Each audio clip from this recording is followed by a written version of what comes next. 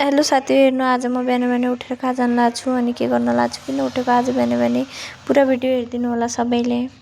Hello guys welcome to my 4th mini blog. Welcome छ सबैलाई मेरो 4th मिनी ब्लगमा। अनि आज चाहिँ म 6 बजे उठिसकेको थिएँ किनकि मलाई दिदीको वहाँ जानु छ हस्पिटल।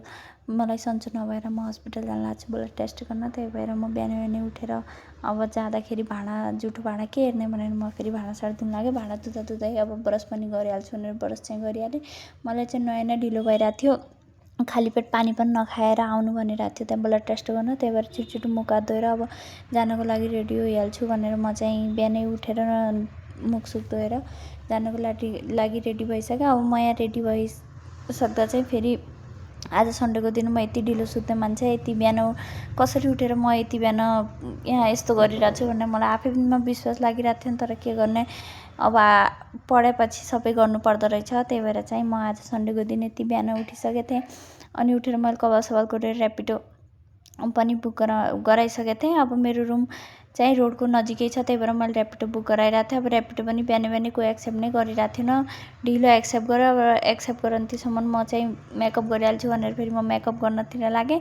अब मेकअप सेकअप गरेर फेरि ब्याग निकालेँ। ब्यागमा मम्मीले पठाइदिएको एउटा छुर्पा रहेछ, त्यो छुर्पालाई चाहिँ मुखमा राखेर मेट्रोमा चाहिँ बस्न मजा आउँछ भनेर मैले फेरि छुर्पालाई मुखमा राखेर मेट्रोमा बस्नुपर्छ भनेर चाहिँ एउटा छुर्पा खाएँ। अनि पैसा हेरेको थियो त्यसमा 400 रुपियाँ मात्रै रहेछ, मसँग त पैसा पनि थिएन। दिदीलाई आइज म गराइदिन्छु खुन टेस्ट, त आज जसरी भए पनि तँलाई सन्चो छैन भन्दाखेरि चाहिँ जबरजस्ती गरेर म चाहिँ गइहालेँ।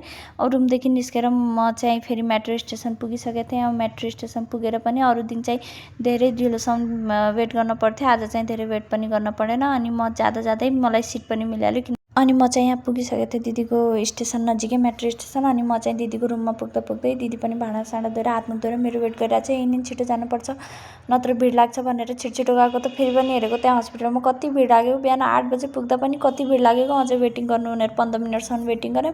वेटिङ गरिसकेपछि डक्टरकोले नाम लिँदाखेरि फेरि डक्टरकोमा गएर अनि एउटा डब्बा जस्तो दियो। डब्बा जस्तो दिएपछि फेरि ब्लड टेस्ट गरेर लिएर आऊ भनेर अनि ब्लड टेस्ट गर्न गएको त मेरो एउटा हातमा त नसै नभेटाएर नर्सले फेरि अर्को हातदेखि ब्लड निकाल्यो।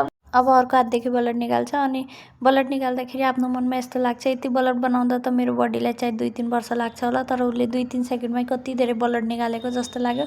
अब लागे पनि के गर्ने, आफूलाई सन्चो गर्न लागि ब्लड चाहिँ दिनैपर्छ बिमारको पत्ता लगाउन लागि। अनि ब्लड सलड निकालिसकेपछि चाहिँ मैले फेरि ब्लड निकाल्दै सोधेँ नर्सलाई फेरि आउनुपर्छ कि नै भने, नै अब आउनु पर्दैन, खानासाना खाएर एघुरे 2-2:30 बजेतिर आउनु भने। अनि मन खुसी लाग्यो अब भइसक्यो भनेर। अब त्यति भन्दा चाहिँ हामी रुमतिर गइहाल्यौँ। रिपोर्ट आएको चाहिँ अर्को भिडियोमा हेरिदिनु होला, म अर्को भाग पोस्ट गर्छु यसको।